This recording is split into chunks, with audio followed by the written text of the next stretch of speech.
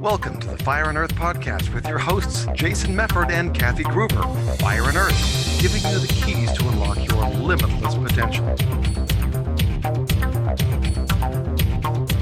Welcome to another episode of the Fire and Earth podcast. I'm your co-host, Jason Mefford. And I am Kathy Gruber. And today we thought we would talk about a subject that is, I think, affects everybody's life, affects everybody throughout the course of their life. It is money. Money. Money. Hey, we both went to the same place. With a little cash register sound in the background. Well, yeah. it's either that one or the Pink Floyd bum, bum, bum, bum, bum, bum, bum, money. Is it the other It's money song? Yeah, I don't know the words to that one. So anyway, we're not doing our musical episode, though we actually should do that at some point. But before we got on the air, we were talking about sort of the energy of money and how our perception of money and prosperity is shaped by how we're raised, by the messages that we got as a child, the messages that we got from whether it's employers or society at large about how you view people with money, how you view money, what you, quote, deserve in the universe. So we thought it'd be interesting to talk about that today. Yeah, because this is one of those things that, I know you and Kathy, we've talked about this. I've talked about it with a lot of other people as well, that most of us have some money issues, okay? Because there is an energy around money, but usually we get taught things growing up, right? Like, oh, we don't have money for that. Oh, look at those, nasty rich people. There's like both sides of it. Money is the root of all evil. There's all of these kind of negative things around money that we're taught and that we start to believe, right? Which is why, again, if you don't have a good relationship with money, you probably ain't got no money. Yeah, or not as much as you'd like. And I was a huge fan of Susie Orman for a while, and I used to watch her show. And one of the things she talked about was, do you respect money? And she used the very physical example of, she said she was in a grocery store or something, and the woman in front of her opened up her purse, and it was wadded up, and it was just shoved in there, and she didn't know how much she had. And she said, just from the energetic perspective of respect, I have my money nicely organized, everything's facing the right way, I treat it with respect. And I thought that's such an interesting thing. I mean, it sounds ridiculous, who cares how you treat the physical money, but if it's something that is precious to you, if it's something that is valuable to you, and I'm not saying that, if you have a negative view about money, you're like, I don't think money's precious. No, your landlord does. So, but she had a really good point of just treating the actual physical money with respect. I have a girlfriend who will not put her purse on the floor, like in a restaurant or something, because she believes that is disrespectful to her prosperity and her money. So she always either hangs it on the thing or she'll put it on the chair next to us, or, she doesn't want her purse on the floor. And I was like, that's an interesting thing too. So we all have these sort of rituals around money. But those were just a couple that, my friend Susie Orman, I know we have a lot of different ways we can go with this. Yeah. So which way do we want to go down? Right. Because I think one thing that I learned, too, as we talk about money consciousness, is money doesn't come from hard work. That's what so many people say. That's another one that we tend to believe, right? Well, if you work harder, then you're going to have more money. Well, do all the people that work really hard have a lot of money? No. In fact, a lot of the people that work the hardest get paid the least amount of money, right? Yeah. And so again, one thing that I was taught, I usually have a picture, but imagine that you've got two squares on a page of paper. And in the one, you write work, and in the other one, you write money. Work does not equal money. Yes, money does come from work, but there is not a direct relationship between the amount of work that you do and the money that you make, right? In fact, I have worked very, very hard for some money. Other money, in a minute, I've made as much as it took me like a week to earn other money, right? So getting that kind of separated from a prosperity consciousness in your mind, that money comes from the universe. It doesn't come from hard work. Yes, we have to work.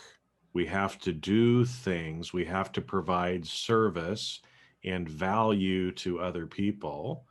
But money doesn't come from the work. It's provided by the universe. That's such a good point. It's so funny because when you said that, I kind of rebelled against it. I'm like, of course work leads to, but you have a good point. You know, the first keynote that I did that I got paid a full fee for, I remember sitting at breakfast that they provided for me, in the hotel that they provided for me, after I got off the airplane that they provided for me. Not the airplane, the airline did, but you know, they paid for it. They didn't like send a jet for me. I'm not quite that kind of speaker. And the woman came over, she goes, Kathy, it's so great to have you here. And she handed me my check. She said, I just wanted to give you this before you do your talk today. And I'm sitting there having this great breakfast. The waitress is amazing. She brought me a pitcher of iced tea. And I'm sitting there looking at this multi-$1,000 check to go do a 50-minute talk, which is my favorite thing in the world.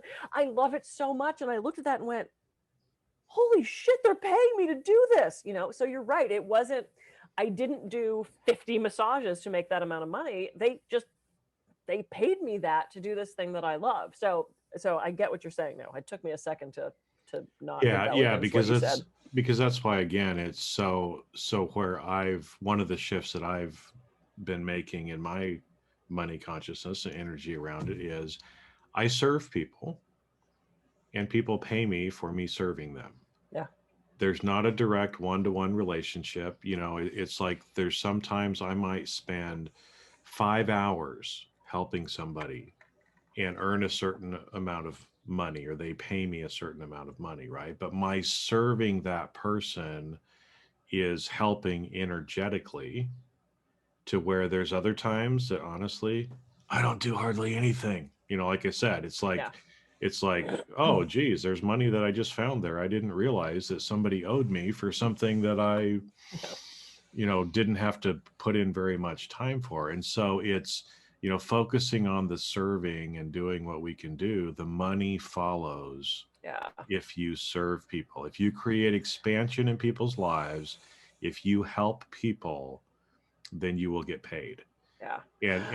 And another thing kind of from that, right? Because again, most of the time we consider money icky, right? And we hate to go ask for it or do things like that. But there is a balance, and there must be a balance in the universe, right? So if I do something for you, then to balance that, you should do something for me, right? Same thing. If you do something for me, I do something for you.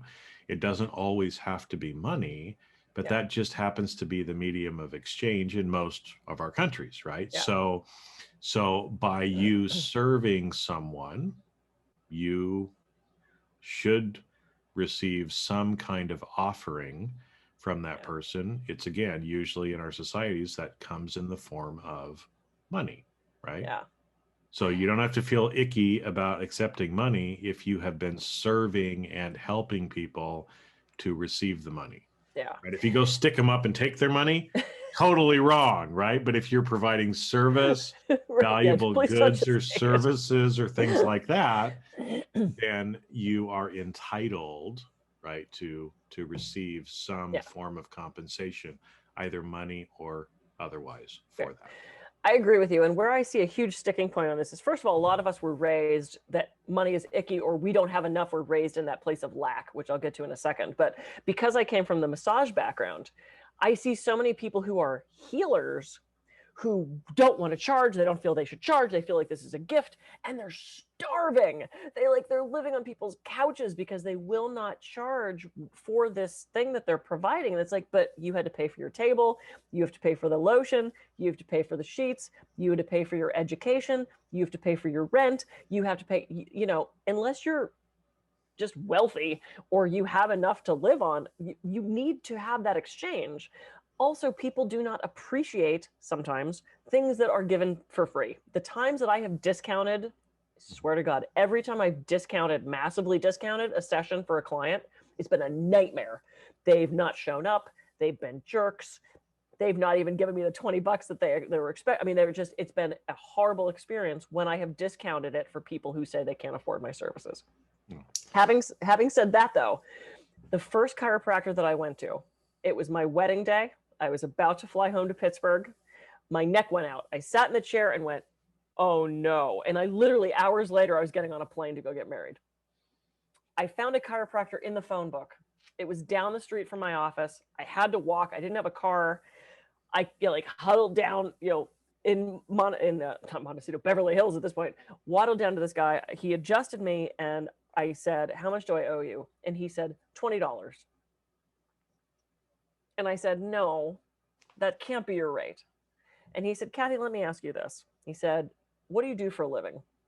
I said, I'm an actor, but I'm working as a receptionist. He goes, okay, do you have a lot of money? And I was like taken aback by his directness with that. And I went, no. And he goes, okay, do you have health insurance? I said, no. He goes, okay, you told me you're getting on a plane like today to get married, right? And I went, yeah. And he goes, okay, your rate is $20. And until you tell me otherwise, your rate will always be $20. He said, I have incredibly wealthy patients that come in 3 times a week who pay me exorbitant amounts of money so that I can charge you $20. That is your rate until you tell me otherwise. And I'm like, oh my God, like, it was just the sweetest thing. And I ended up seeing this man for years. I sent other patients to him. So it ended up being that exchange of, this residence, this give and take of money. And then when I had health insurance, I remember walking in one day and showing him my card and going, you can charge me $50 now, but that was our relationship. And he had this understanding of that giving. And maybe the giving to me didn't directly come back from me, but it was, I gave to you, you gave to somebody else, who gave to someone else, it carried it forward. And I will never forget this man, because that was just such an incredible lesson. And I realized that sometimes that generosity, it comes back to you. Well, it does. And that's why, that's a great example of, again, there is this reciprocity of life. There's one of the laws, folks, is the law of reciprocity. Okay. It's a cosmic law. You don't have to believe it, but it's real and it happens. i.e., everybody talks about karma. Guess what? That's the law of reciprocity. Okay. So when you look at it, because exactly like you're saying with that chiropractor, he had wealthy clients. To them, it was nothing for them to probably come in, drop hundreds or thousands of dollars, with him on a weekly basis. The fact that he was able to receive that from those people allowed then your chiropractor to be able to share or give that forward, pay that forward, which is also the concept of general reciprocity, to other people who are in need, right? Yeah. If you want to save the world, you got to be wealthy to do that. And you've got to have the resources to be able to help kind of mix it all around. And so that's a perfect example of, pay what you can. He didn't, because this was the other point where I wanted to go to, because you were talking about sometimes light workers, healers, they think, oh, this is my gift, I have to give it away for free. But the problem is, if you give something freely, but the other person does not give back, they cannot receive from the universe. There must be some exchange, right?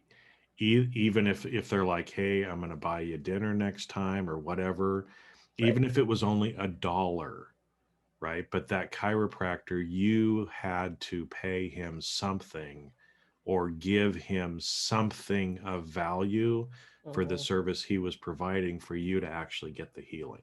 Yeah. Right. And that's another thing that we tend to forget is, if we don't charge people, we're actually hurting them, because they're not participating on their side of the exchange. And so they don't get the benefit. Yeah, they don't see the value in it. Well, and Usui, I can never pronounce it right, Usui, who rediscovered Reiki, he found that when he was giving the Reiki away, he would go back to these people later and find them back in this state of illness. And he realized that if you give this away for free, the people don't see the value in it. So it's not as effective. So, people get on Deepak Chopra and they call him like Deep Pocket Chopra, and he's so rich. And who cares? He's helping people. He's not running a pyramid scheme. He's not running a Ponzi scheme. He's not stealing people's money. He is a teacher and a leader for so many people. I don't happen to resonate with him, but I don't resent the fact that he has a lot of money. Same thing with Eckhart Tolle. He's admitted, he's like, I love really fancy watches. He goes, I love spending money on really fancy watches. And I'm thinking, good for you. You're talking about presence and meditation, and then you're off buying, the latest Rolex. I think that's awesome. Well, and that kind of gets back into one of the other things is we're talking about the energy of money, right? Is that prosperity consciousness, you cannot be on the one hand, getting all into Eckhart, buying an expensive watch instead of doing something else and feel negative about how he chooses to share or roll his money forward, right? And if you're feeling negative about that, then of course, are you going to be in that situation to receive? Probably not.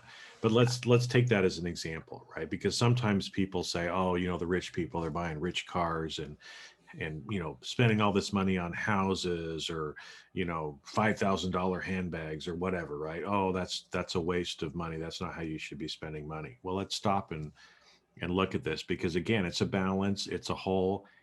Money is a flow in, a flow out, a flow in, a flow out. Do you think somebody built that rich person's house? My dad was in the construction industry. He was a general contractor. I worked for many years in the construction industry. I'm grateful for all of the people that want to build mansions because it helped put food on the table for me, right?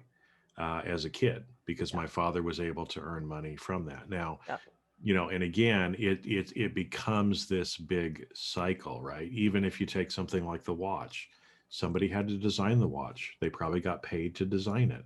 Somebody got paid to mine the materials, refine the metals, make the different thing. If you look at something like, a $10,000 Rolex watch, let's say, think about the hundreds of people behind that who were also able to earn or provide for themselves and their families because of that, right? So again, it's a flow in, it's a flow out. And so if we're afraid to flow out and to pay people or give people what they're due for the services that they're providing for us, then we're not abundant. Right. And the money energy gets blocked. Yeah. If we're only worried about inflow and we're not giving anything back, then it's a problem, right? And we've talked before about this on the podcast about, the fact of having employees or having other people like that, yes, the revenues that we bring in are able to then also support and flow back out to other people as well. Absolutely. It's interesting. So, and I know we're going to talk about this on a future episode, but I do something called mental bank, which I learned from Dr. Kappas at HMI, which is the hypnotherapy school I originally went to. And it's about prosperity and abundance and shifting your perspective on money. And the example that he gives in the video when he teaches it is, and this is the original Dr. Kappas, not the current Dr. Kappas, it's his dad. There was a guy that came to him for hypnosis and he could never make more than $18,000 a year. Like no matter what job he did, he'd hit 18 and that was just, he'd get fired, he'd get laid off as far as he could go.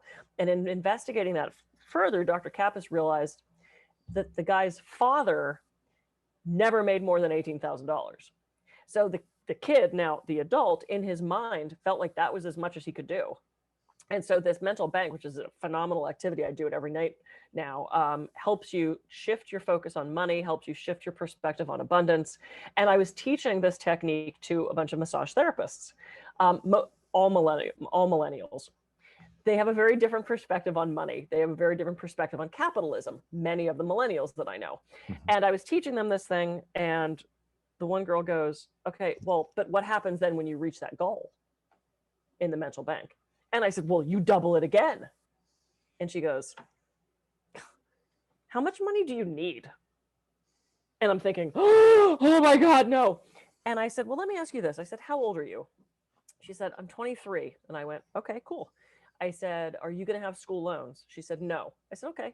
I said, would you like to buy a house someday? She goes, yeah, probably. I said, do you want to get married and have kids? She goes, yeah, I think so. I said, what your idea of what you need right now for money is going to be really different when you're 40 and maybe you want to go back to school. Maybe you want to put your kids through school. Maybe you want to start a foundation. Maybe you want to donate to a homeless shelter. Just because you at 23 or 22 or however old she was, she didn't think, she thought that was just exorbitant. Well, how much money do you possibly need? I'm thinking, wait, I just wait a little bit. Making money is not bad. Making money is not a bad thing. And that was even sort of drilled in my head. My dad kind of resented rich people. I had relatives who were very well off, but still continued to bitch and moan about how little money they had. And that drove my dad crazy because he's like, you have triple the amount I do. And you're complaining about not having enough money. You buy this big house, you go on these trips. How dare you complain about not having enough? And so I kind of grew up in that mentality of, he didn't want to be the bad guy. He didn't want to have to ask for money. So I grew up in this very sort of unhealthy space about what being rich meant. And I remember when I bought my first brand new car, I was so excited. Like, I'd always gotten used cars. I bought my first brand new car. I'd finished my PhD. That was my reward, right? And I called my dad on the way to the dealership and I'm like, oh my God, I'm going to pick up the car. He goes, what'd you get? I said, I got a Toyota RAV4. He goes, what year? And I said, this year. And he goes, you're getting a new car? And I said, yeah. And this was his response. Now, this was coming from his hangups, had no reflection on me. He goes, oh, must be nice to go out and buy a new car. I can't do that. And I was like, oh, I am your grown daughter. And that was, I think, the one time, he was an amazing man. That was the one time in my life where he said something like that. But I could tell it, like, he wasn't sure what to do with the fact that I was now probably making more money than him. And so he reacted with words in a way. He actually apologized later and told me how proud he was of me. But that was his thing. It must be nice to go buy a new car, because of the way he was raised with money. So we can break that cycle. You can break that cycle by doing things like mental bank, working with a money therapist, a money coach, just starting to shift your perspective. Yeah, well, and like you brought up with kind of with your dad there, but also, Dr. Kappas that was talking before about the client that couldn't earn more than 18,000 a year. I've seen it in my life. I've seen it in other people's lives. There are unconscious money blocks that we have. We don't know necessarily what it is, what's causing it, why it is. But again, if you notice something like, I can't make more than $18,000 a year. And if you're not recognizing why, again, this is the time to probably reach out to somebody for some help, because there's something that is holding you back. And the fact that you don't know what it is means you can't help work through it as well, right? And so until you can actually identify, because and it's funny because there is kind of some of the synergy stuff that goes along with it. I remember one of the hardest years that I had financially a few years ago, I realized coming to the end of that year, that the year that I had that was probably the most financially struggling for me was the same age that my father was when he had his most challenging year financially. Wow. So there was some energy carryover from that. I didn't realize it till the end of the year, and then it's like, kind of thing. But that's why, again, doing things like the mental bank, talking to people. There are some really good people out there that actually do energy work related to this and helping you get through it. Again, this is one of those things where hypnosis, other things like that can usually dig down and kind of get into some of this stuff and just help you release what's been holding you back. And it's literally almost like the floodgate just opens up. It does. It really does. And I found this with affirmations too. If you are constantly saying things like, oh, I'm broke, I can't afford that, I don't have enough. Okay, first of all, is that true? Because I've had coaching clients say, I'm broke. And I'm like, really? Well, how are you paying me today? And they laugh. And I'm like, you own a home, you have a rental property. Do you have money in the bank? Yeah. Okay. Are you broke? No. But that's this blanket statement we say. So if you find yourself saying things like that, one, check and see if it's true, because it's probably not. If it is, it's a whole nother conversation, but it's probably not. And then shift that to, I am prosperous and abundant. Money flows freely to me. The universe loves numbers. So I remember when I was in Hollywood, I was affirming, I am a working actor. And then I went, oh, no, no, no, no, no, no, no. I know I'm already working. I need to be paid. Okay. I am a paid working actor. I'm a paid working actor. That was my affirmation. And I got my first paid job. It was like $40 a day for 10 hours of work. And I went, oh, I fucked that up. All right. I got to be more specific. Set a number. Say because when I do my goals every year, I set really specific numbers. This is what I want to weigh. This is how much I want to have in savings. I want to have zero in debt. This is how much money I want to make. These are how many keynotes I want to do. The universe loves numbers. And if you don't believe the number that you set, you can cheat. I love money. I love making money. I love making extra money so that I can enjoy myself. I love making extra money so I can help people around me. I love having extra money so I can have fun. I love having $1 million. Those are all great things, and they're all better things to say to yourself than I'm broke or I Yeah. can't afford that, right? Yeah. I mean, there's some certain terms like that. I can't afford that. No. Quit saying I can't afford it. You can afford anything you really want, right? If you choose not to buy it, right? That's different. But don't say I can't afford that. No, I choose not to buy that now. Or I choose not to buy that. It's not something that I want. Right. Instead of saying I can't afford it. As you were talking about your affirmations, especially as an actor, I remember the story about Jim Carrey. I don't know if you heard that one. Where he was here in LA for a little while, struggling. He drove his, beat up car up on, I think it was probably Mulholland Drive or somewhere up there. And he was looking out over the city and decided that he was going to get paid $10 million for a film. Now, again, as a struggling actor making $100 a day, it's like $10 million is a big leap, but did he end up doing it? Yes. Because he wrote himself a check for $10 million, I believe, if I remember right, put it in his wallet and carried it around. He got paid more than $10 million for movies eventually, folks. Oh, you got one sitting there right there for you. Mm-hmm. Yeah. That's been sitting there since 2010. Yep. So, again, that's one of those, the universe does love numbers as well. And so, again, there's, and that's just a couple of examples, but I've heard hundreds and hundreds of these kind of examples of what people have been able to do. Yeah. And affirmations work. I did one for a while was I accept money from unexpected sources because I didn't need to know where it came from. I just needed to know it was coming and that I deserved it. And within days, I got hired to do expert witness work. I didn't even know that was a thing. They were looking for a massage therapist. And I've worked with this company about a dozen times. I kept one guy out of jail. I have helped people get the compensation for horrible injuries. I've gotten horrible massage therapists out of the business. I protected other massage therapists who were wrongly accused of stuff. And I've made a really good living from, not a whole living, but it's like, that's been an amazing amount of extra money. After I did the affirmation, I accept money from unexpected sources. Literally within days of me starting that affirmation, that happened. I definitely wouldn't have expected it. I wouldn't have thought to seek it out because I didn't know they needed a massage therapist for such a thing. But this stuff works. So just shift it's all, again, like we talk about so much, it's all about shifting your perspective, looking at things a different way. It is. Yeah. It is. So there is energy with money.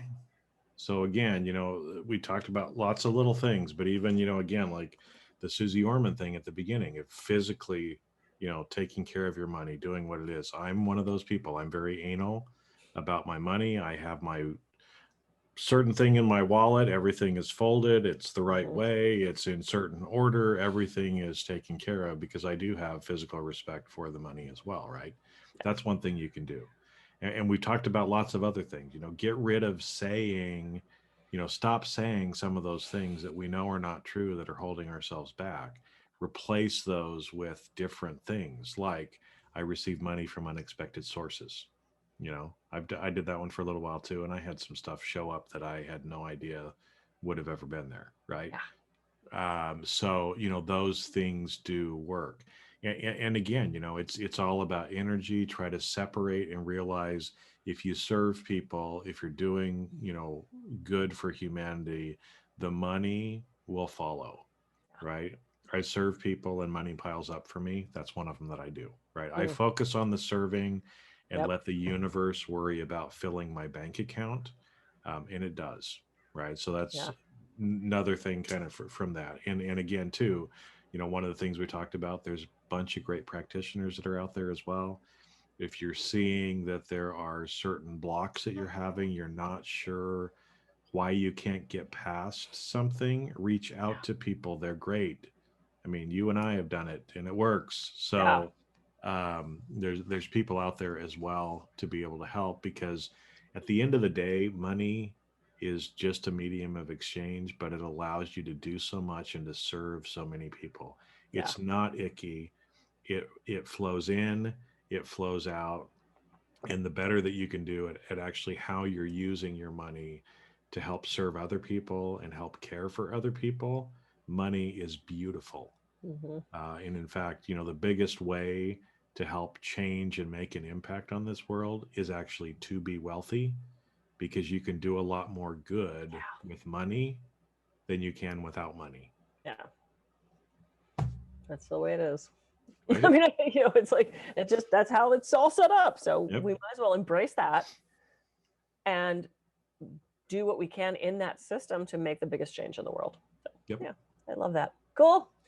This was I love this episode. We haven't talked about money all these episodes, hundreds of thousands of episodes. Hundreds and thousands of episodes. I don't do math, which is why I have an accountant. Anyway, I am Kathy Groover. I can be reached at kathygruver.com. And I'm Jason Mefford. I can be reached at jasonmefford.com. So this week, think about money, think about changing and having a more positive energy towards it, and just watch it start coming in, filling up, and all the good that you can do for the rest of the world by having that. Catch you on the next episode of the Fire and Earth Podcast. See ya. See ya.